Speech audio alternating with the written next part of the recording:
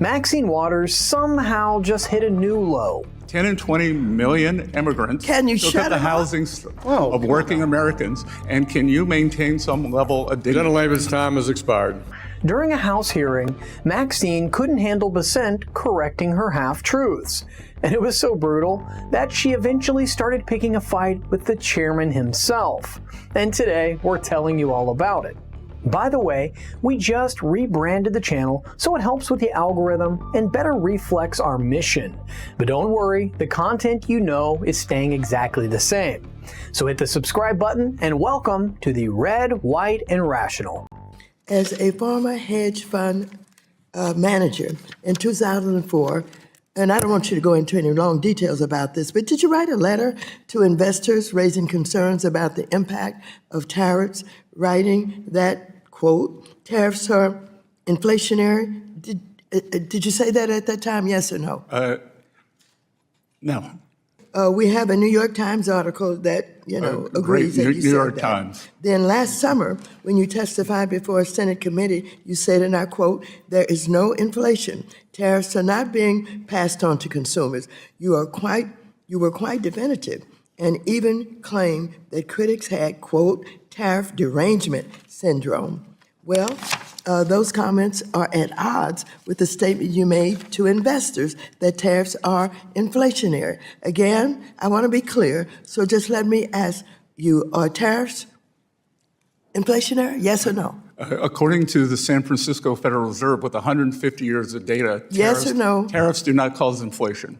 There's a reason Maxine didn't want Bessent expanding on that point, and it's pretty obvious why.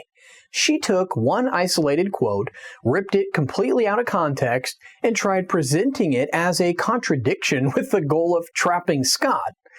The full letter was 18 pages long. Once you actually look at it, the broader argument becomes pretty clear.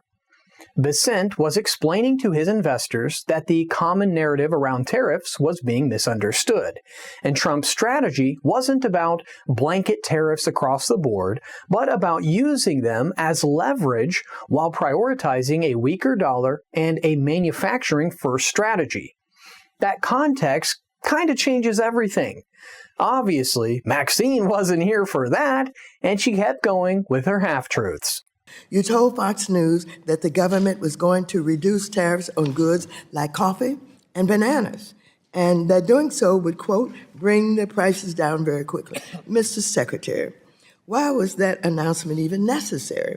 If tariffs aren't inflationary, and as you and the president like to say, are paid for by the foreign country, a tariff on coffee or bananas shouldn't raise the price of either for American consumers. Well, that's the Trump logic.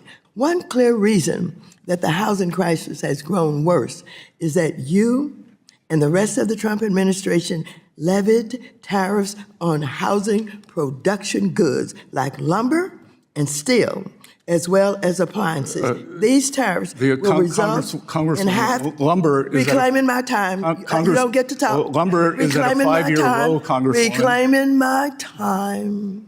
Let's just have the facts, Reclaiming my time. Honestly, this is just absurd. A lot of Democrats tend to start from a place of truth and then stretch it to extreme conclusions. In this specific case, tariffs can raise the cost of goods, but taking that reality and then jumping all the way to claiming housing affordability is at the worst level in history because of tariffs alone, well, that's what we call a massive leap in logic. It completely ignores bigger factors like the record inflation under Biden, limited housing supply, and a whole range of other reasons.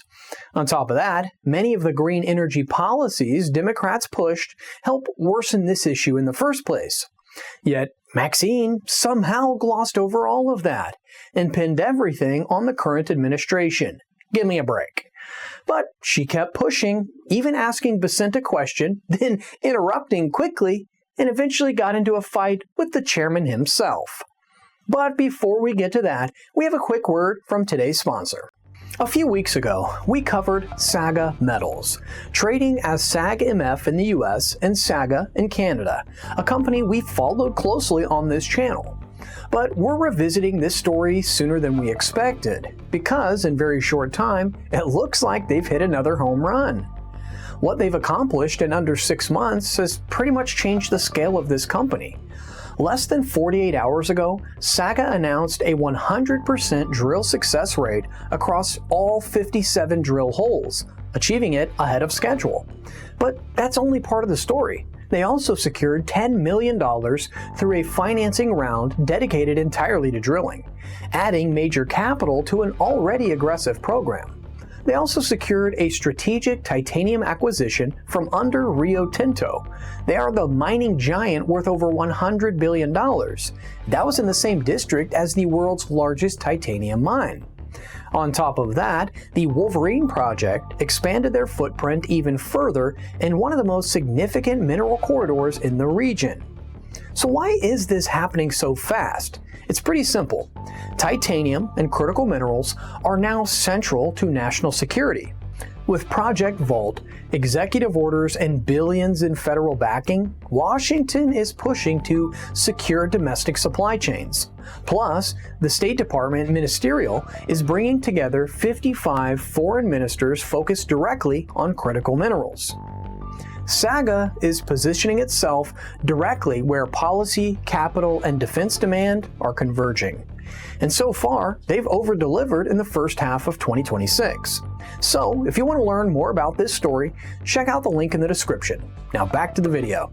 However, one clear reason that the housing crisis has gone worse is that you and the rest of the Trump administration levied tariffs on housing production goods like lumber and steel, as I said, as well as appliances. These tariffs will result in 500,000 fewer homes built at a time when we need more homes built, not less. Trump single-handedly made housing more expensive. So I ask you, Secretary Bessent, will you be the voice of reason in the administration and urge Trump to stop waging a war on American consumers and on housing or affordability and putting the economy at risk? Yes or no? You don't have to explain. Representative Waters, Will you be the voice? Will you be the voice? Will you be the voice? Of inflation, will you be the voice of reason? And will you be the voice of reason? A study yes from no? Wharton University reclaiming my time. Reclaiming my time. Reclaiming my time. Was the mass unfettered immigration. Mr. Chair, will you let him know that when I ask him time does belong to the housing gentlewoman stock. from California.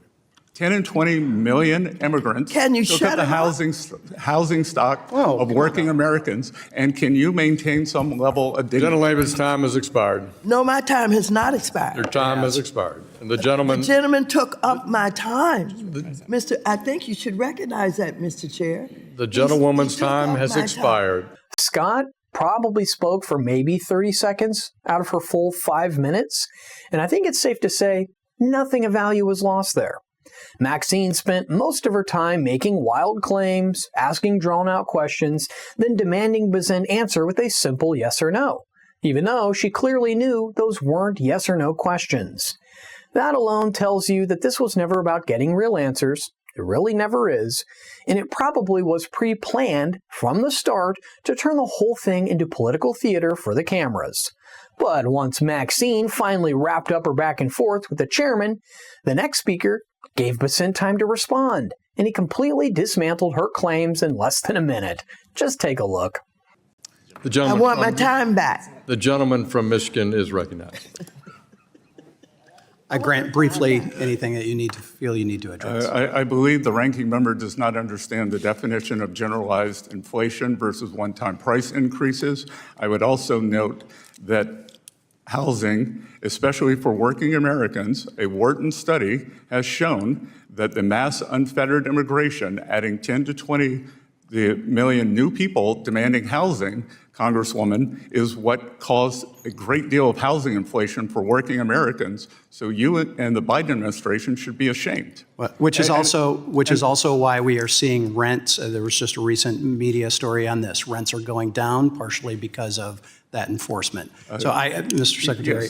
Yes, supply and demand continues to work. This little clip is exactly why Maxine was so determined not to give Scott real time to respond. Because the second he did, he exposed just how out of depth she actually was. But that's nothing new for her. We all know that. Maxine has a long track record of turning hearings into these chaotic personal showdowns. Just look back a few years ago when she picked a needless fight with Mnuchin over a minor issue and ended up wasting everyone's time in the process. We actually broke that whole embarrassing situation down, so click here to watch that next.